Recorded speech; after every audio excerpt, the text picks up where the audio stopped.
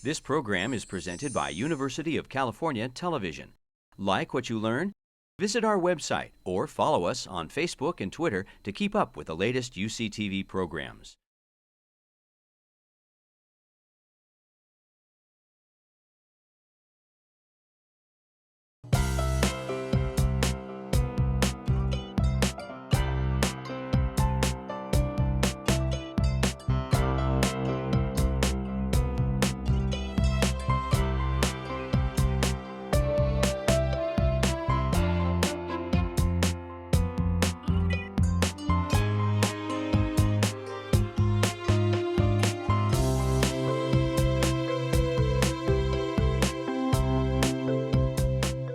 Good afternoon. My name is Margaret Chesney, and I direct the UCSF Osher Center. And it is really my pleasure to introduce today's speaker. Sandy Newmark is a clinical professor in the Department of Pediatrics here at the University of California, San Francisco. He is also the head of the Pediatric Integrative Neurodevelopmental Program at the Osher Center for Integrative Medicine, and he specializes in the treatment of autism, ADHD, and other developmental or chronic childhood conditions. He combines in his practice conventional medicine with nutrition, behavioral management, and various complementary modalities. Dr. Newmark has lectured widely on autism and ADHD and has authored 3 chapters on integrative medicine appears in integrative medicine textbooks that focus on the treatment of ADHD and autism in children. He's the author of an excellent book for parents, and I strongly recommend this, called ADHD Without Drugs, A Guide to the Natural Care of Children with ADHD, which will very soon have a new revised edition, which will be published as an ebook. And again, I recommend that. His current online presentation on ADHD has been available from University of California, or UCTV, and it has had over 4.8 million downloads. So you're in for a treat. It is really my pleasure to introduce Dr. Sandy Newmark.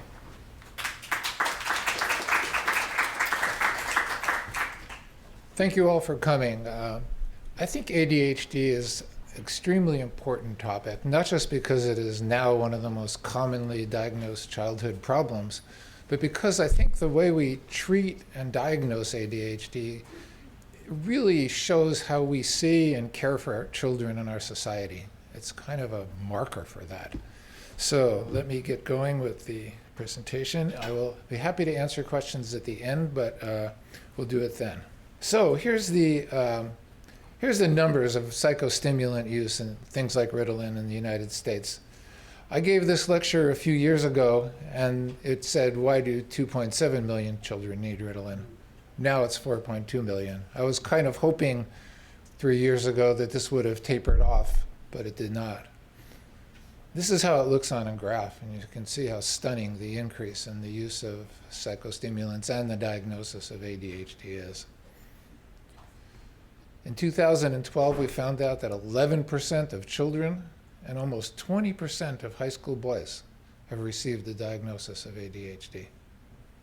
This is a 16% increase since 2007 and a 41% increase since 2003, essentially less than 10 years. Interestingly, in Medicaid patients, or what we call Medi-Cal here in California, it's even 33% higher than that. So what's going on? Are there really this many more kids with ADHD, or are we just diagnosing it more? That's the big question, isn't it? Let's take a breath, though, and go back and say, well, what is ADHD? So ADHD is what we call a neurobehavioral disorder, behavioral issues that seem to stem from the brain or neurological system. And it has some combination of genetic and environmental causes. And it's characterized by some combination of inattention or difficulty focusing, hyperactivity, and impulsivity. Now, there's also now an inattention subtype of ADHD where you don't have to have the hyperactivity at all, just the impulsivity. So this is the definition from what's called the DSM-5, the Diagnostic and Statistical Manual, the Bible of psychiatric disorders. So some symptoms have to be present before the age of 12. It used to be before the age of 7. That was just changed this year. And some impact from the symptoms must be present in 2 or more settings. This is really, really important. If a child is only having problems at school or only having problems at home, you really need to look carefully at what's going on, because it does not fit the diagnosis of ADHD. It's interesting that in the DSM-5, they also changed impairment to impact, which is a little puzzling to me. It's as if they thought we were missing too many people and we had to diagnose even more kids with ADHD than we were. But that's what they did. Because impact is a lot different, isn't it? I mean, you could have impact if your grades go from an A to a B plus because you don't have a really perfect attention. That's a little different. You wouldn't really say a B plus average is impairment. So this, if people actually paid attention, which they don't that much, this would really kind of open the floodgates for even more diagnosis of ADHD. What about the genetics? Well, it's highly genetically influenced. We call a heritability of 77%. And this is very clear when I see child after child for ADHD. Usually mom or dad or somebody, maybe just uncle, will say, well, yeah, I was like that as a kid, or now I have a diagnosis of ADHD. Very, very common. But there's no specific gene. There's lots of genes that have been associated with ADHD, but even those account for only a small percentage. So gene therapy and analyzing genes to find out why a child has ADHD is way off on the horizon. And the other thing it's important to realize is that we know now that even if you have a set of genes, the environment, and by that I mean the environment from the time of conception, all through pregnancy, all through infancy, really will determine how those genes are expressed. In other words, how those genes change who you are. So even if you have genes which might predispose you to ADHD symptoms, a lot of what might happen in your fetal life and in early life will change whether those and how those genes are expressed. That's all called epigenetics. So how do you really make a diagnosis of ADHD? Well, as in many things in pediatrics, it's history, history, history. That's how we do it, by talking to parents, talking to teachers, talking to children, talking to anybody who's evaluated these children. Brain imaging and laboratory testing is not recommended or necessary to make the diagnosis. Now, sometimes psychological or neuropsych testing can be very, very helpful, but it's not always necessary. So, back to the question, are there more kids with ADHD, or are we just diagnosing it more? So here's what I think are the only 4 possible reasons for this epidemic in the diagnosis. 1, there's the same number of kids with ADHD as there always were, but we're just better at finding them. 2, we've loosened the definition so as to include more children. 3, we're actually misdiagnosing children who don't have ADHD by any definition. And 4, more kids actually have ADHD. I think the answer is a combination of all 4 of those things, and I'll tell you why. But first, I think this is a very important slide in how we conceive of ADHD. Every trait of ADHD exists along a continuum. So it's not like you either are quiet or you're active, or you're focused or you're distractible. Normal people exist along a continuum. Some people are really careful, and some people are kind of impulsive. And some people are very quiet, and some people are active. And if you're over here and on the quiet side and focused and careful, you don't have any tendency towards having ADHD. And if you're way over here, where your activity and distractibility and impulsivity are a major problem, or really at one end of the spectrum, you probably do have ADHD, and it's probably a really big problem. And I want to say ADHD is a real syndrome. People have real problems with it, and we really need to help many people. However, there's a risk group here, I believe, who in ordinary circumstances would not really have ADHD, but many combinations of circumstances will push them over into the ADHD range. And I want you to kind of keep that in mind as we talk. So we're better at finding these kids. I think this is true. I think if you go back to the 70s or 80s, there were many kids who we thought were the class clowns, acting out, behavior problems, and we just thought they were bad kids. They dropped out. They were, they just were forgotten. And I think we're doing a really good thing by trying to find these kids and help them. 2, we've loosened the definition. I also think this is true. If you talk to really old-time pediatricians, even older than me, they will say that the only kids they used to diagnose were the children who walked into their room or ran into their room and tore up the place. They were opening the drawers, they were jumping up and down off the table. They were just wild, uncontrollable, almost all boys. Well, now 90% of the kids I diagnose can sit perfectly still or just fidget a little during the interview. So we've added the inattentive child as a person who has ADHD. People at preschool were very rarely diagnosed with ADHD in the past, and now it's one of the fastest growing segments of kids being diagnosed. So I have parents come to me and they say, well, the preschool teacher says my 3-year-old can't sit still for story time. Do they have ADHD? And really? I mean, since when do 3-year-olds have to sit still for story time? We didn't expect people to be able to do that a generation ago, or maybe even 10 years ago. Suddenly this is being demanded, and we think that if people don't sit still for story time, they have a syndrome. Kindergarten has changed dramatically. Kindergarten used to be eat, sleep, play. Now you have to take a test to get into kindergarten.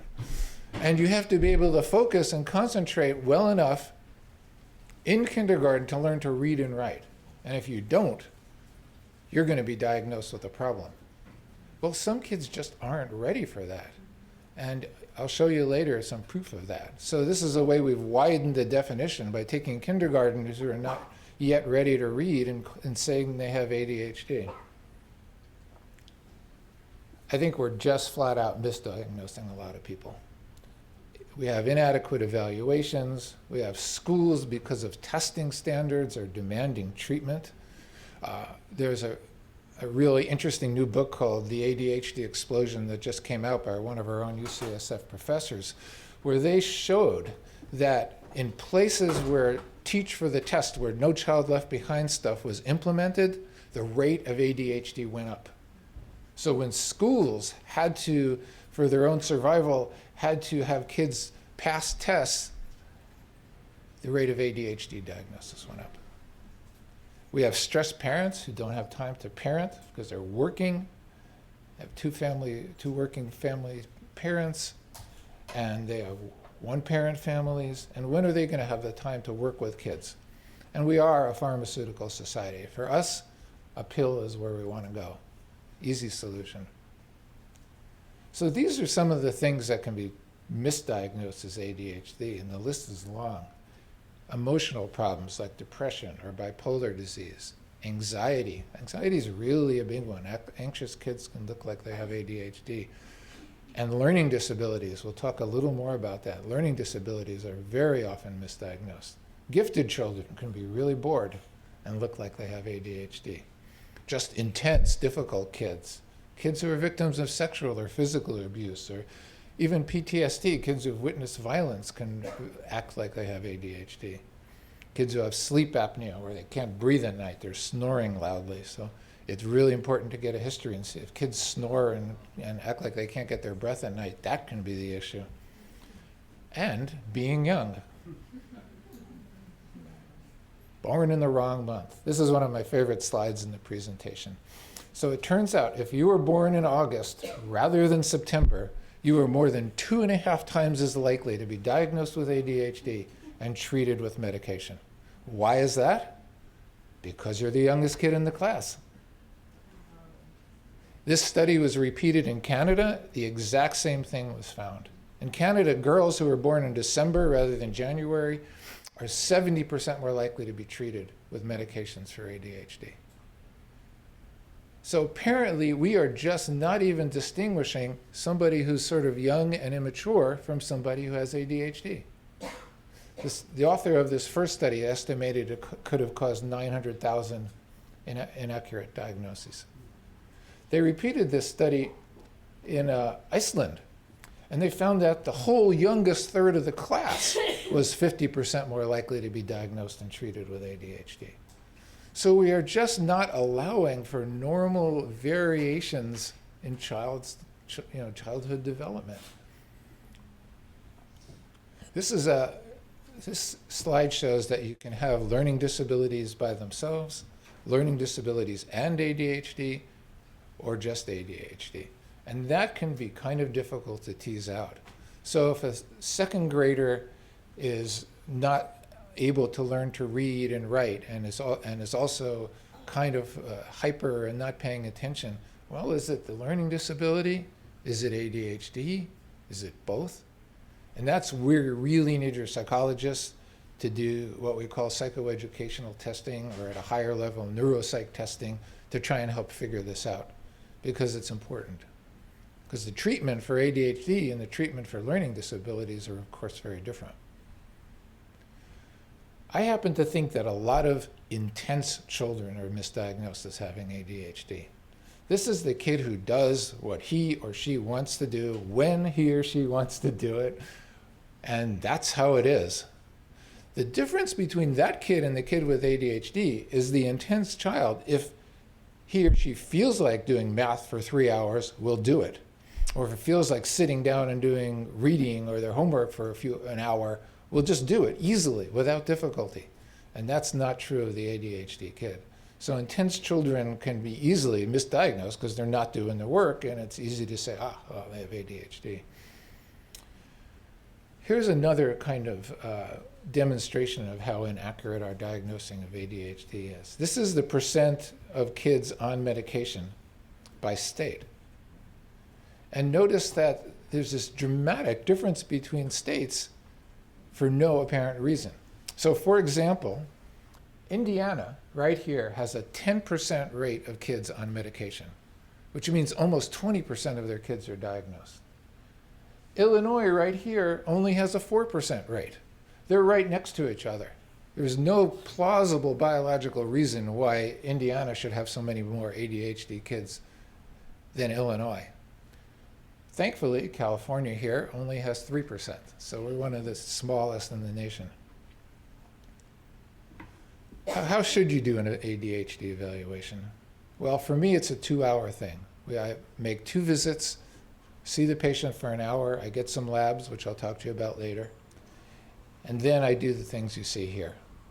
People have various amounts of time they spend, but if you're spending less than an hour on evaluating a child with ADHD, you can't be doing a good job. And unfortunately, much of the diagnosis of ADHD is made by pediatricians in the midst of a busy day with a 15-minute schedule. So they might see a patient for 15 minutes, fill out some forms, come back later, see them another for 15 minutes, and now they're on Ritalin. To me, that's inadequate. You can tell that you can't possibly deal with all the factors we've just described in evaluating a child with ADHD in that amount of time. I had a mom tell me the other day she went to see a child psychiatrist, and she introduced her boy. He waited in the waiting room, and she went in to talk to the child psychiatrist. 10 minutes into it, he pulled out his pad and said, "Your child has ADHD, let's start him on this medication." He had never said a word to that child except hello. She walked out of there, but how many times is that actually happening? Here's the 4th reason. Could there be more people with ADHD? Well, the genes haven't changed, but as I showed you, the environment has, and that can change gene expression. Environmental toxins, electronics, poor nutrition, increased parental stress, all of these could actually cause more people to have ADHD. Here's an example, toxins in umbilical cord blood. So what they did was they took 10 infants from around the country and they checked the umbilical cord blood. This is the blood, this is before they take a breath. This is the blood that their brain has been bathing in from their mother for 9 months. And they detected an average of 200 industrial chemicals. Of the 287 different ones they detected, 217 are known to be toxic to the brain and nervous system. So it may be no surprise that this could have an effect. We actually have got some research showing that it does. In this study, they looked at just one organochlorine, a pesticide. And they found the higher the level of the pesticide in the umbilical cord blood, the worse the child's development was at 13 months. So with hundreds of industrial chemicals whose effects we don't know in the blood, it's not so surprising that there may be an increase in not just ADHD, but learning disabilities and other problems, autism. Here's one study that enlightens this problem. Pesticides. They took 1,139 kids. This is a huge study for medicine.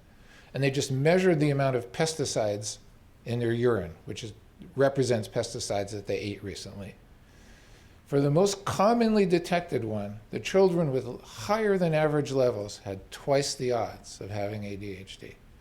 So if they're eating more pesticides, they're more likely to have ADHD. By the way, eating organic helps.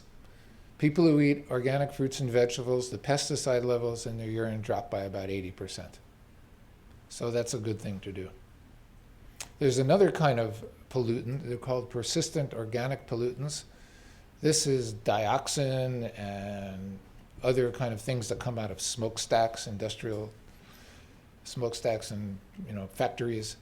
ADHD was 3 times as prevalent in kids who had detectable concentrations of these pollutants in their blood or urine. Learning disabilities were 2.5 times as prevalent. Unfortunately, these pollutants are not so easy to avoid as pesticides on vegetables. They're in the air, they're in fat, they're in meat, so doing something about that is more of a societal problem than an individual problem. How about electronics? I keep having to change the slide every time I give the lecture because the number of hours that kids are on these electronics keeps going up. Right now, the average child spends 4.5 hours watching television every single day. And 49 minutes on video games and over 1 hour and 13 minutes on the computer. For some kids that may be homework, but a lot of the time that's video games too. My guess is in California, there's way more video game time than here and less TV time. What I hear from the kids I see is they're on video games more than even television, but it's both. But look at that. That is 6 hours of a child's life doing electronics. How many hours are you awake? These kids sleep 10 to 12 hours. They're awake 12. They eat for 3. This is most of their waking hours that they're not in school. And what does that do? We know from studies that increased television watching, increased video games is associated with more ADHD. Well, why would this be?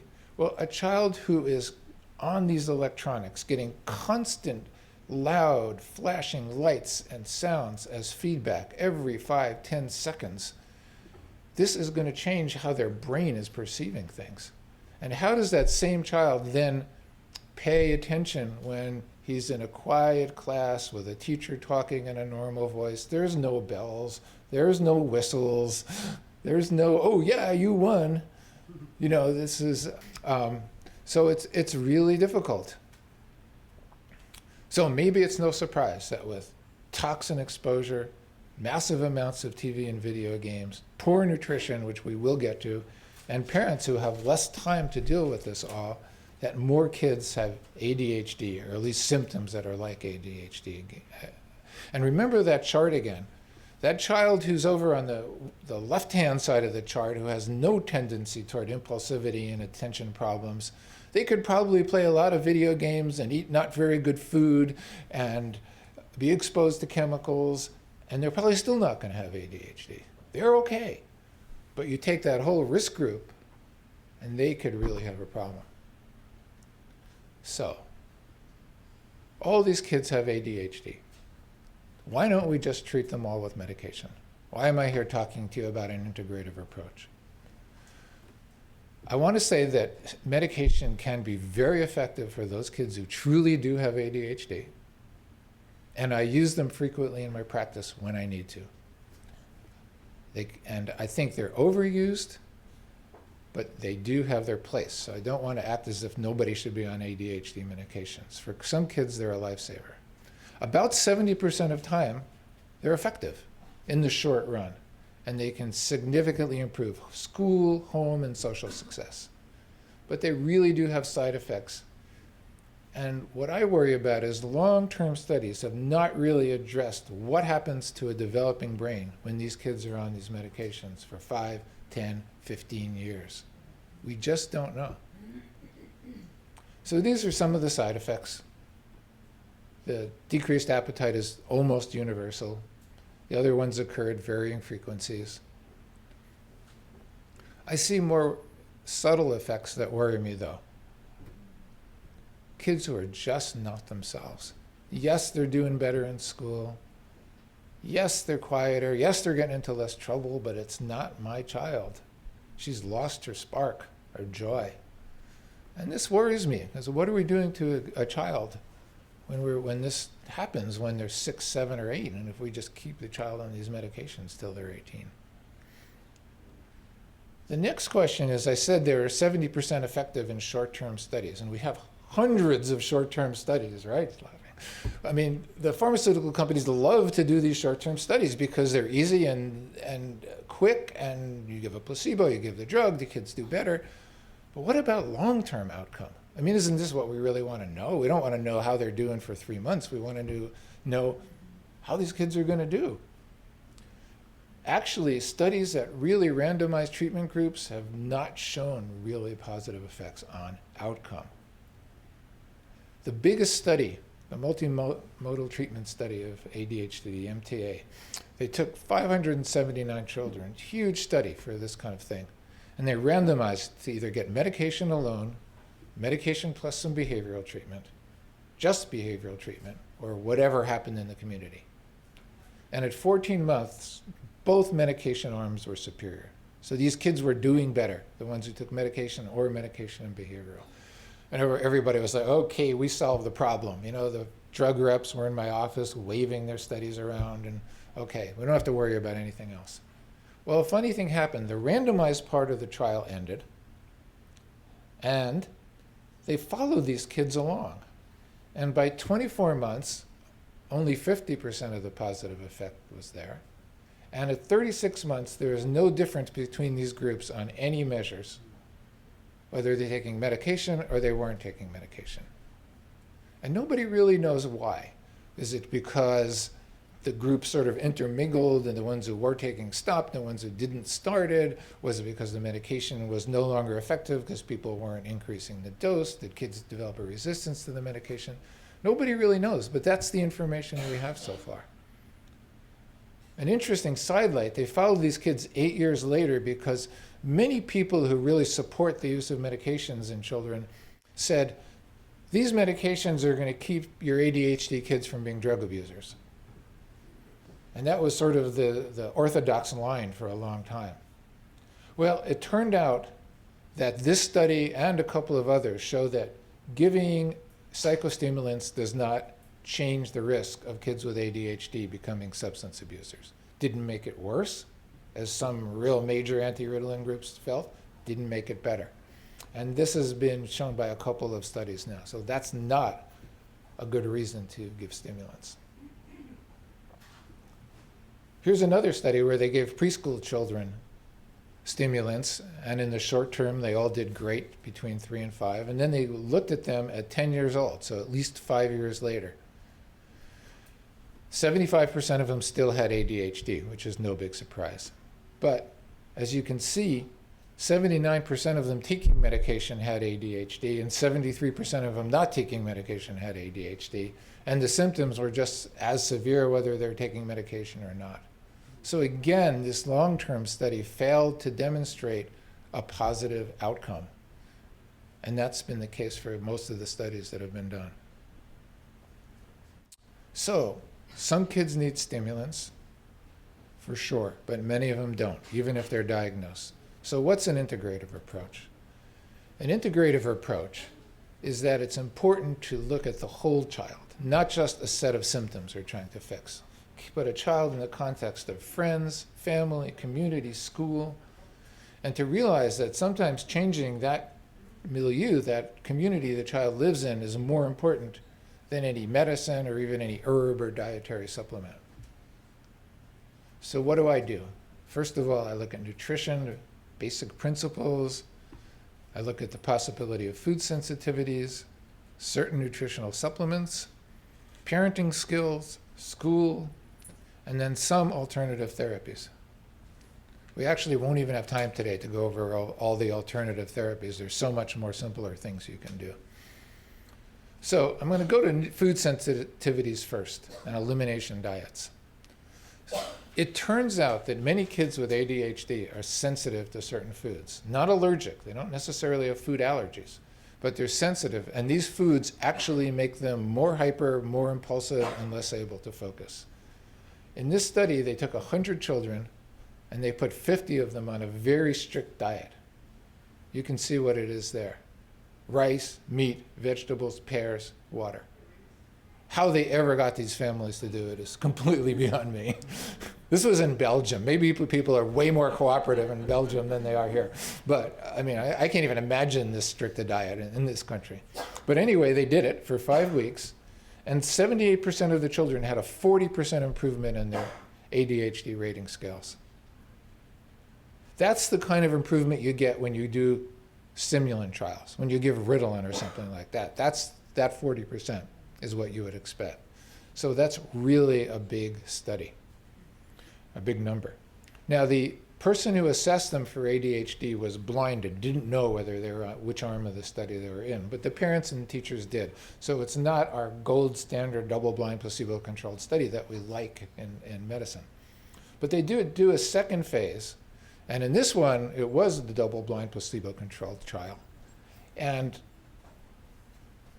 they gave foods back to the children who they thought that they were sensitive to, or they gave a placebo they didn't think they were sensitive to. And 19 of 30 kids who got the foods back relapsed. Their ADHD got worse again.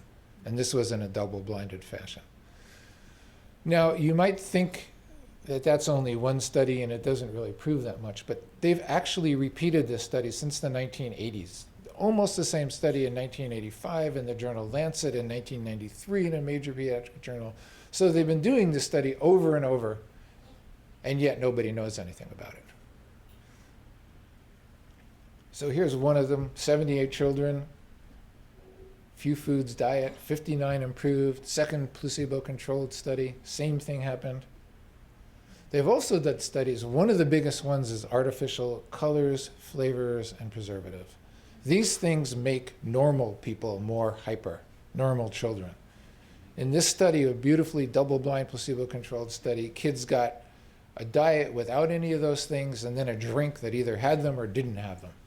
The kids who got the drink became more hyperactive. They got the drink with the food colors. That was just normal 3-year-olds. They then did another study and they included 8 and 9-year-olds, and the exact same thing happened. Whether you're hyperactive or not to start with, you got more hyperactive when you got these artificial colors, flavors, and preservatives. In Europe, they take this seriously enough that they put this warning on foods. These may have an adverse effect on activity and attention in children. That's what it says on the food. Now, our FDA refused to do that, unfortunately, but they take it very seriously over there. And it's really interesting because Kraft macaroni and cheese here is made with artificial colors. In Europe, they now make it with a natural color because nobody's going to buy it with that warning on it, right? So that's the effect it can have. The interesting thing is that with all this research, 99 out of 100 doctors don't ever say anything about this, don't know anything about it. And why is that? Well, the problem is so much of what comes down through research and comes to doctor's office comes through the pharmaceutical companies. That's just a fact of how it is. And pharmaceutical companies are certainly not going to talk about this. They are certainly not going to support research to show that, to do more of these studies and show what you can do about it. So it's a real problem in the way research gets done and the way research is presented. So doctors don't do this because they truly mostly don't know about it. They don't know about their research, even though it's published in like the most famous medical journals. Lancet is probably the #1 medical journal in the world, pediatrics. But still, they don't read it, they don't find out about it. So what I do, as a general rule, is not quite as strict as what you saw in those studies. I do an elimination diet where people eliminate wheat, dairy, soy, corn, eggs, artificial colors, and flavors. And then you keep those out for about 3 weeks. And if you see a really positive change in your child, then you start adding them back one by one and see which food it is that causes the problem. Maybe it's gluten, maybe it's dairy, maybe it's corn.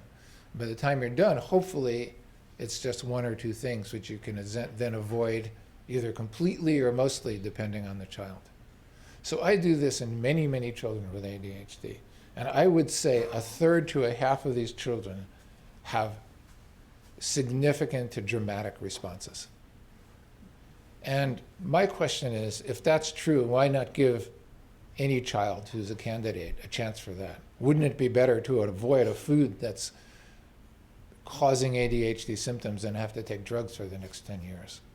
Medications that can actually really have side effects. I find that anybody can respond, but those kids who have allergies, eczema, stomach problems, diarrhea, constipation, those are the kids who are the most likely to respond because they've already got evidence that something is triggering them. And sometimes those kids actually have food allergies as well. Okay, so that's the elimination diet.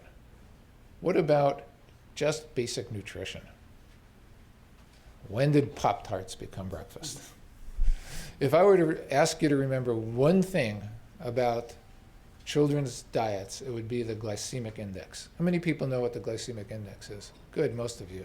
So it represents how fast a carbohydrate turns into sugar in your body once you eat it. When you eat a carbohydrate, that's what we do with it. That's what they're for. They're for energy. Carbohydrates turn into sugar. If you eat a highly processed carbohydrate, like a Pop-Tart, this gets turned into sugar very, very quickly. And what happens is the blood sugar level goes up above normal. Your body doesn't like that at all. And you produce insulin and other hormones, and that drops the blood sugar down below normal. And now you're hypoglycemic. And guess what the symptoms of hypoglycemia are? You're irritable, you can't pay attention, and it can look like ADHD. So when you take a Pop-Tart, which is a white flour outside and just a bunch of sugar filling, don't believe that it's fruit, because it's not. In a way, you might as well take 15 teaspoons of sugar, put it into a funnel, and just put it down the child's mouth, because it's exactly the same effect. But it's not just Pop-Tarts. What about waffles with syrup? Almost the same thing. When you make a waffle, you have to grind the flour up so highly that it's immediately digested. So it's high on the glycemic index. And then you add a whole bunch of sugar in the form of syrup. And what do you have? That's breakfast. So this is David Ludwig, a very well-known doctor at Children's Hospital in Boston, who says, you eat a high glycemic breakfast, let's say a bagel with fat-free cream cheese. Blood sugar goes up. Pretty soon it crashes, and what you're left with at 10 o'clock is a kid with low blood sugar, lots of adrenaline. He's jittery and fidgety and not paying attention. The possibility exists that in children predisposed to ADHD, again, that risk group, quality of diet may have additional impact. So for those kids who are completely undisposed or not predisposed to ADHD, it may not make any difference. They may do fine in school anyway. But those kids on the other side of the chart, they could have a real problem because of nutrition. Here's a little study where they actually checked it. They gave children high, medium, or low glycemic index diets. The ones who got the low glycemic index breakfast, 2 or 3 hours later, they did better. They did better on tests. They did better with their memory. So there's been a few studies on that. We need more, but that's what it looks like. This isn't a study, but this is a very interesting story. So there's a school called Appleton Central alternative charter high school in Wisconsin. This was a school where really, really difficult kids were sent. As you can see, truant psychological and emotional problems, etc. And they just made 2 interventions. They got rid of the vending machines that had candy and Coke and junk food, and they brought in this outfit called natural ovens to give them a healthy breakfast and lunch. And they were fortunate because these kids all ate breakfast at school, so it was a good experiment. It had dramatic results on these very difficult kids. The principal, I can say without hesitation, this has changed my job as a principal. We've had 0 weapons on campus, 0 expulsions, 0 premature deaths or suicide, 0 drugs or alcohol on campus. Can you imagine how bad the school was to start with? I mean, this is really a tough place. Students' disruptive behavior improved, health complaints diminished. The teacher said, they're on task, they're attentive, they can pay attention for longer periods of time. So just changing the diet made these dramatic changes in a whole school of kids who had real difficulty. Now, what about nutritional supplements? Well, there's several that I think are important. The big one is omega-3 fatty acids. Omega-3 fatty acids are a type of fat, comes in fish mostly, that are known to be very important for normal brain function.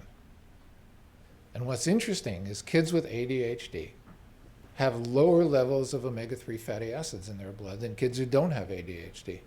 And we have no idea why. It doesn't seem to be that they eat less. There's no reason to think they would eat less. And in fact, in this study, they actually did one study where they gave adolescents exact same amounts of omega-3 fatty acids in their diet, adolescents with and without ADHD. And when they checked them a while later, the adolescents who had ADHD still had lower levels of omega-3 fatty acids in their diet.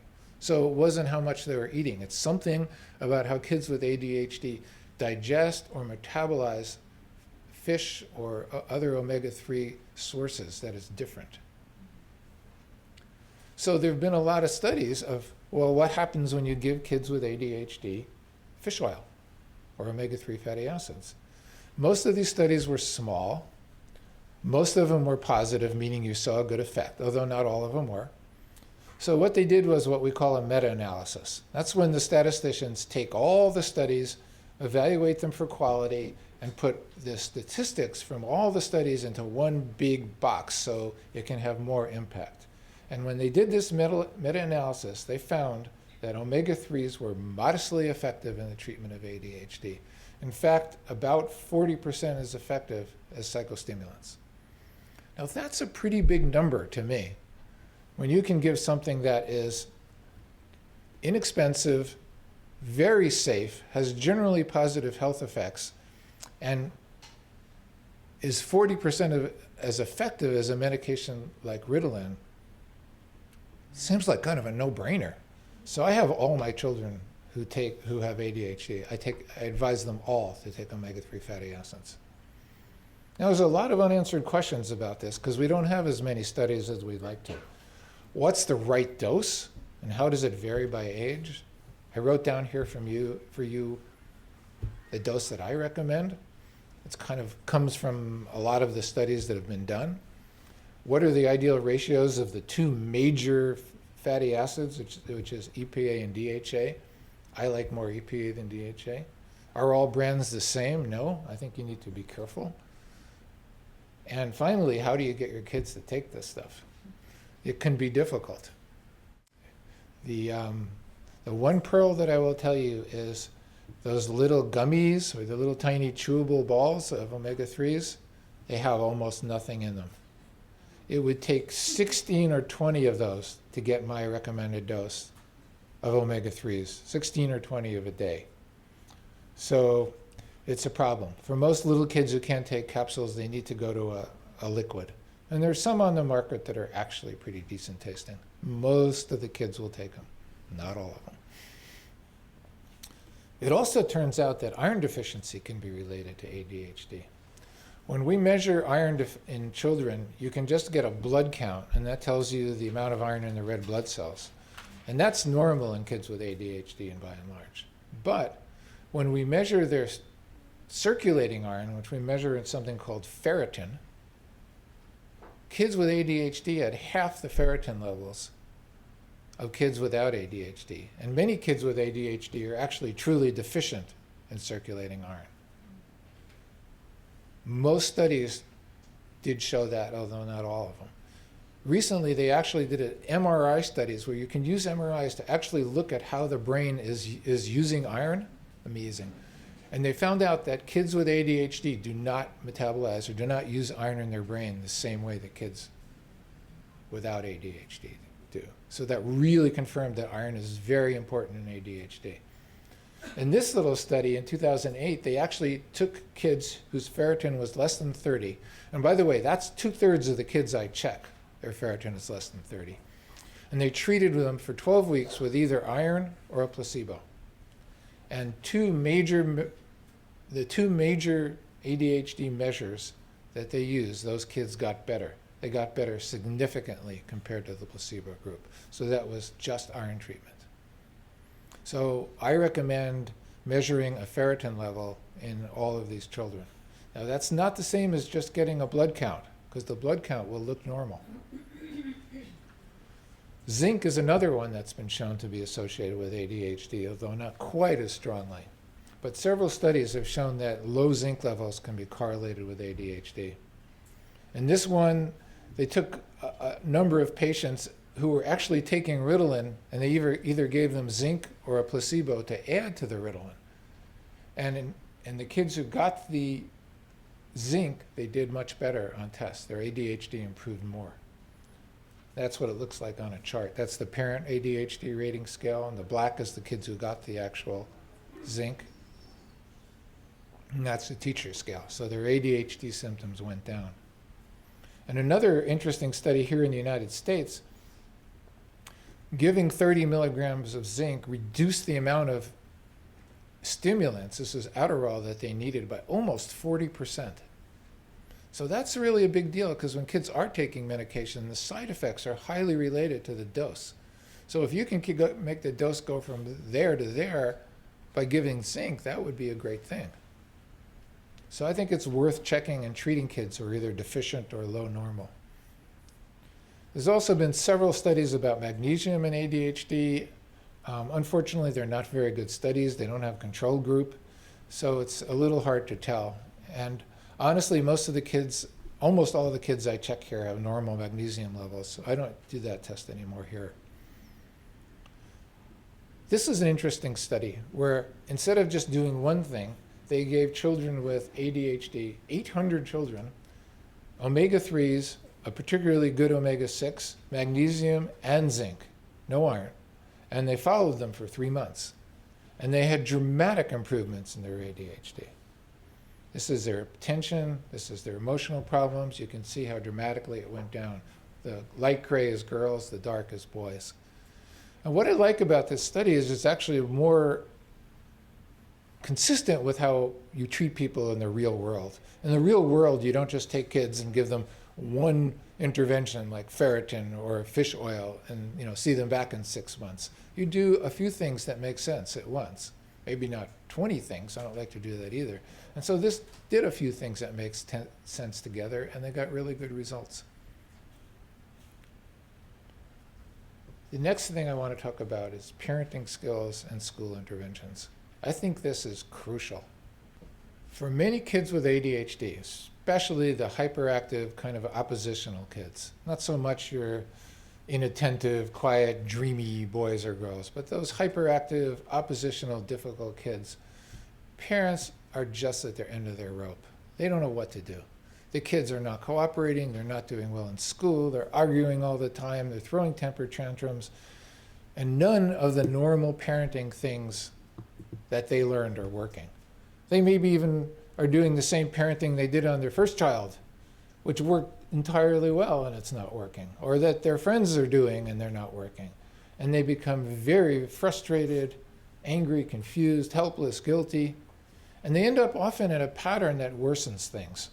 It's not that their parenting caused the problem, but they end up in a pattern of either yelling at the kid half the time or letting them get away with everything. neither of which is very helpful for any kids, but especially kids with ADHD. So I think helping parents with this is really crucial. And sometimes this is where a really good mental health person, a counselor, a psychologist, can be very, very helpful. But I think they need some kind of system. It's just not, they just don't have the wherewithal to just cope with what they're doing. School interventions are also incredibly important. And I want to tell you a story about one school in Tucson where I did most of my professional work. Tolson School in Tucson was a failing school in the lower income part of town. By failing school, I mean the state was there ready to close them up. And the principal of the school found out about this one behavioral system, which I'm going to tell you about, called the nurtured heart approach. And she got the entire school to institute the nurtured heart approach. That included teachers, counselors, the principal, the assistant principal, everyone. And this approach is an approach based on really, really high amounts of positive feedback combined with very consistent discipline, but given without the discipline being given without energy and intensity. In other words, no yelling, no lecturing, just you broke the rule, here's the consequence. And then right back when that's over to positive feedback. The results of in this school were dramatic. Discipline problems dropped sharply. Special education referrals dropped sharply. Suddenly there were only 0.3% of kids in the school were taking medication for ADHD. And all of that at the same time, from being a failing school, it became a performing plus school, which in Arizona is a very big deal. I know the principal of that school, and when I talked to her recently, she said people were moving in from the high-income parts of Tucson just so their kids could go to this elementary school. Just a simple behavioral modification. This is the approach. It's called the Nurtured Heart Approach. It's all written down in a book called Transforming the Difficult Child. I recommend this to most of my parents who have kids with ADHD. 90% of the families who put this approach into practice find really positive and often dramatic results. How about herbs? Well, you know, because I'm an integrative and alternative doctor, I got to talk about herbs a little bit. But actually, they're not a very big part of my practice with ADHD. But there is one thing I like. There's a combination of herbs called valerian and lemon balm. These are both very soothing, relaxing herbs that have been used for thousands of years. And in this one study, they took almost 1,000 kids who had what they called hyperkinesis, which was the European word for hyperactivity, and sleep problems, and restlessness. And the vast majority of the kids who they treated, these symptoms actually improved with very few side effects. Valerian is often used for sleep as well, though if you give a smaller dose, it can be calming without causing kids to actually want to go to sleep. The weakness of this study, there wasn't a control group, there was no placebo group. And also, they didn't test focus and concentration. And that's the problem with valerian. It doesn't actually improve focus. It just mellows the kids out some. So I don't use it as a first-line treatment. But it can be really effective for some kids, I find, especially in the afternoon when they're kind of decompensating, especially if they've been on medication. Sometimes when the medication wears off, they get very hyper in the late afternoon, really aggravated. Sometimes valerian lemon balm combination can be really effective. It can be given as a tincture, is probably the easiest way to give it. There's something called valerian super calm you can buy in most places that sell these kind of things. That has valerian lemon balm and a few other things. You can use it as a tea, but it tastes really bad. Here's something that's very interesting to me called EEG neurofeedback. So it turns out that kids with ADHD actually have different brainwave patterns than kids who don't have ADHD. As a general rule, this isn't always true. They have more theta waves, which are your sort of spacing out waves, and less beta waves, which are your focusing waves. In fact, you can actually diagnose ADHD fairly accurately by just measuring beta and theta waves. In fact, the FDA this year licensed a test which measures electronic waves from the brain as part of the diagnosis of ADHD. It didn't say you needed to do it or that it was necessary, but they said, yes, this could be used. It's licensed.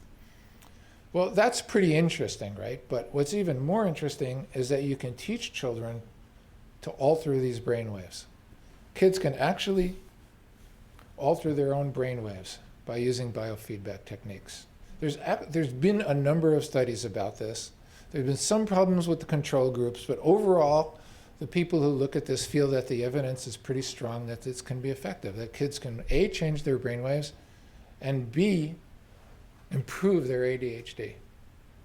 So I think it's a really fascinating and interesting way to go, because there's an intuitive way that it makes sense, doesn't it? That, wow, if the brain waves are a problem and the kids can change their brain waves, well, that's great. The problem is that it's expensive and time consuming. There are some cheaper ways to do it coming around, but the ones with the studies, they're looking at 40 or 50 sessions, and it costs a lot of money. And unfortunately, insurance right now tends not to pay for it. Although I have seen people get it paid for. So it's a really, really interesting field, which I think is up and coming and will be used more and more in the future. There's something called CogMed, which helps kids with ADHD with their working memory, which is often impaired. And that can also be very effective. I'm going to skip through really quickly through to homeopathy and Chinese medicine just for time, but some people use acupuncture and traditional Chinese medicine for ADHD. There's a number of studies out of China about that, but the quality of studies is not very well, able to be well evaluated by us, so it's hard to tell. Same thing with homeopathy, not very many good studies about it, but for some kids, acupuncture or homeopathy can be effective. Also, decreasing electronic media, all these lifestyle things. Decreasing electronic media, yoga or meditation can be helpful. Mindfulness-based stress reduction has actually been shown to help some kids with ADHD, even in a school situation. Hypnotherapy, exercise, I think, is hugely important. Kids with ADHD have to run around. My first piece of advice for hyperactive kids: when they come home from school, get them outside. Get them to do sports. Get them outside doing whatever. Don't just make them sit and do homework the whole rest of the afternoon. Sometimes kids with ADHD don't do well in sports, but they can do well in team sports, but in individual sports like martial arts or tennis or something, they can do really well. I like martial arts because of the discipline involved. Also, time in nature. Kids who spend time in nature seem to do really well. ADHD kids especially surprisingly thrive when they're out in nature. This is a really interesting little study in India where it didn't have a control group, but they did yoga, meditation, and play therapy, and 85% of the kids in it, their ADHD improved a lot. And finally, there's a very interesting book called Nature Deficit Disorder, Last Child in the Woods, which talks about nature deficit disorder, that it looks like kids with ADHD really do better. Like if they took a walk, same 20-minute walk in a park, a neighborhood, or downtown, they could concentrate better if that walk was in a park. So getting the child out in nature might be really helpful. So how do I treat ADHD? I clean up the diet, elimination diets, look at those minerals I talked to you about, fish oil, look at behavioral interventions, school modifications, sometimes herbs or other complementary alternative medicine treatments, look at lifestyle, and when it's necessary, use psychostimulant medications. So I think, here's the take-home message. I think we need to be really careful not to overdiagnose ADHD and to allow for kind of many normal variations of learning styles and abilities. And when we do make the diagnosis, I think it really makes sense to explore natural, non-pharmaceutical options, which are definitely safe, which may be effective, before moving to psychostimulants. Thank you. Thank you. Questions? Yeah. So I have an 8-year-old child who's hearing impaired and is also labeled as distractible in class. She's not at this point yet, and we're already doing many of these things. But one of my questions is, one of the things the school often gives you as a parent are these computerized learning programs, Lexia Learning, Math Kids, IXL, and I'm wondering how, if 20-minute basis per day, or is that only adding to the noise and jitter stuff that's going on? No, I think those things are okay to use because they don't have that same kind of craziness a lot of video games have. Though I will say that most of those computerized learning programs don't have a lot of research that they're effective. These are getting very big online. If you go online, you can see all these like advertisements for this kind of program, that kind of program that's going to make your child focus, et cetera, et cetera. But the research behind proving that those actually work is not there. But I think short amounts of them are okay. Yeah. Hi, I want to know if there's a close connection between the ADHD, ADD, and the executive functioning impairment. Okay, so so the question is, what does ADHD and executive functioning problems have to do with each other? Kids who have ADHD do have a problem with executive functioning, okay? Executive functioning means the part of the brain that sort of runs everything. It tells you when to stop, when to start, where to focus. And basically, by definition, if you have ADHD, you have problems with executive functioning. Other questions? Yeah.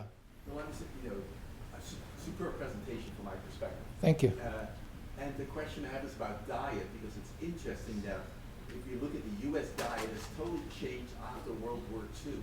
That's right. And if you looked at before World War II, where almost any immigrant community, where usually ADHD tends to be lower historically, as I can understand that, is that they often ate other foods, including blood, organ, meats, etc., which would automatically supply many of the additive items, as well as much lower on the hypoglycemic etc.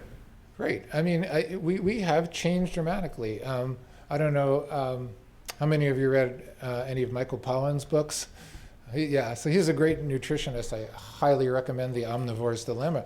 But one of the things he said when giving advice is, how do you figure out all this nutritional advice? What do you do? I mean, you're being told high carbs, low carbs, no carbs, high protein, this, that, the other, and every year it changes, and they tell you the opposite of what they told you last year. What he says is, eat food, mostly plants, not too much.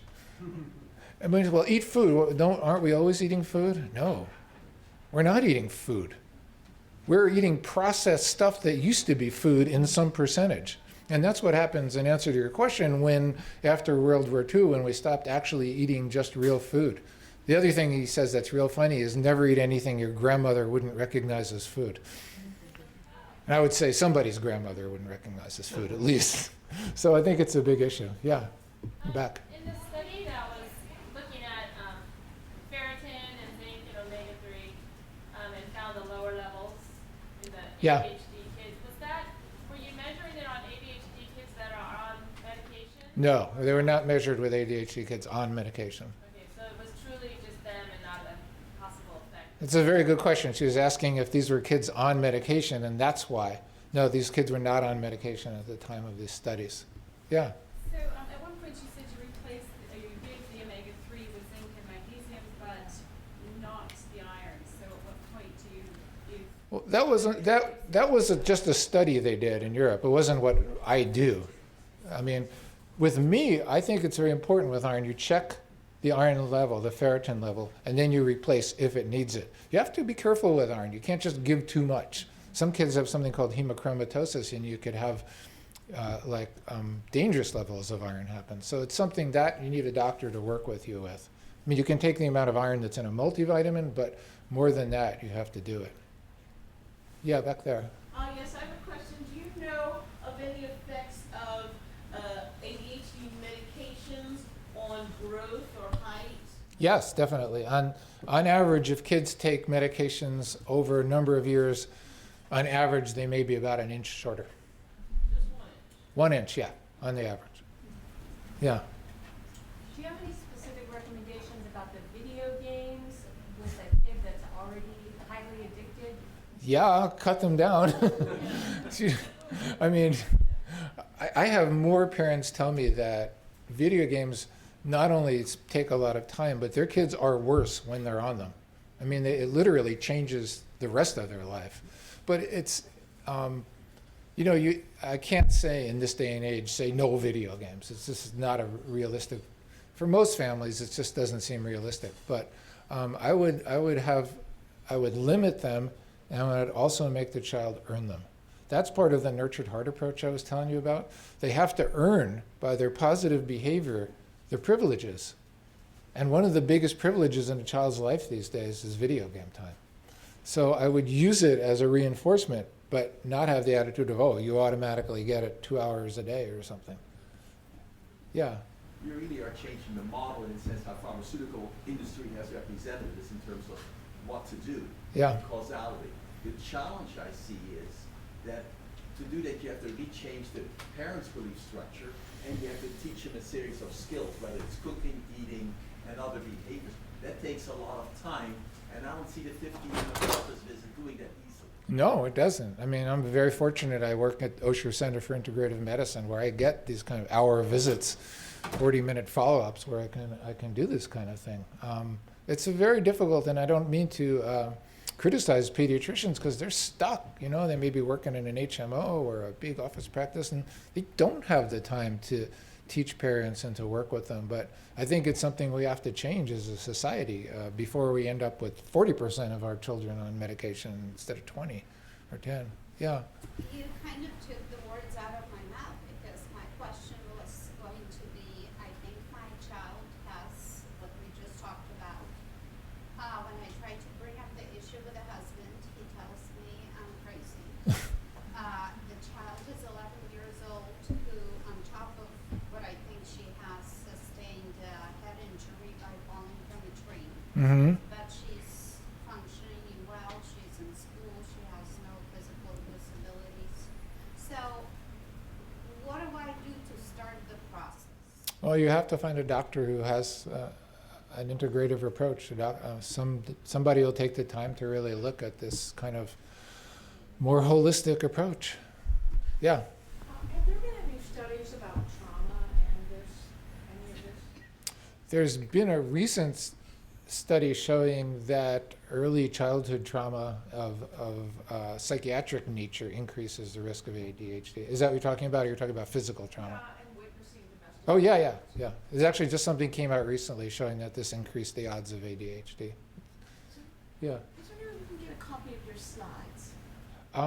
Gosh, I don't know how to do that. Email. Why don't you write Osher where you signed up, and we'll see if we can figure something out. I think we could post them on Osher's website. All right, thanks. Yes, up there. You know, it's 12 after, so I'm going to take a couple more questions and then let everybody go, and I'll hang around a little bit. Yeah. Study with the 579 kids that short term they looked better, but then 36 months later she said there was no difference. Yeah. Is there then a recommendation that to pediatricians for how long to truly keep these kids on their meds? Because it seems like they just put them on and they leave them on. I was wondering if there's a recommendation or talk amongst everybody. No, I mean, a lot of people are taking the position that if these kids were just more carefully adjusted on their meds, they would still be better, which could possibly be true, but I don't know. But no, nobody is putting a limit on it at all. Yeah. Yeah, I have a related question. So are there individuals who actually long-term still have good response to the medication? Oh yeah. This was an average. I mean, when I say that on the average, these kids who took medicine or didn't take medicine came out the same, which means some of the kids did great. And there are kids who do great long-term on these medications. Yeah. How prevalent is this diagnosis in the adult population? And is it something that gets better as you become older? Good question. So the current, different studies show different things. It looks like 30 to 50% of kids who have ADHD go on to have ADHD as adults. And it's now becoming incredible. The amount of medications prescribed to adults is skyrocketing. Yeah, up there. Hi, my name is Jessica Lippman. I'm a child neurologist here. This talk is fantastic. Oh, thank you. Thank you so much. You're welcome. A question and a comment. So one thing that I see a lot of kids that are from lower socioeconomic backgrounds, and I wholeheartedly agree with all the things you're saying about nutrition and diet, but that becomes really difficult to try and tell a family to buy organic when their children are getting, how do you? Oh yeah, so that's a tremendous question. how do you deal with kids who are low on the socioeconomic ladder, where the parents don't have the resources to implement a whole, kind of these alternative approaches, and they may not have the financial resources, they may not have the time resources, the emotional resources. Being at UCSF, we take Medi-Cal in my practice, and I have patients like that, and it's hard. And I have to tell you that more of those kids end up on medication than I would like. But I also think that I wouldn't underestimate the capacity of some of these families to do stuff, even if it's just eliminating the soda and changing from Cocoa Puffs and colored cereal to Raisin Bran in the morning, or even going to Walmart and buying organic salad in a huge ton bag. I think they really do have capacity to do some things, and yeah, you can run into a wall with that. And that's where I think as a society we need to change what we do, and change children's television programming so we're not advertising horrible foods to them for years and years, and change the way we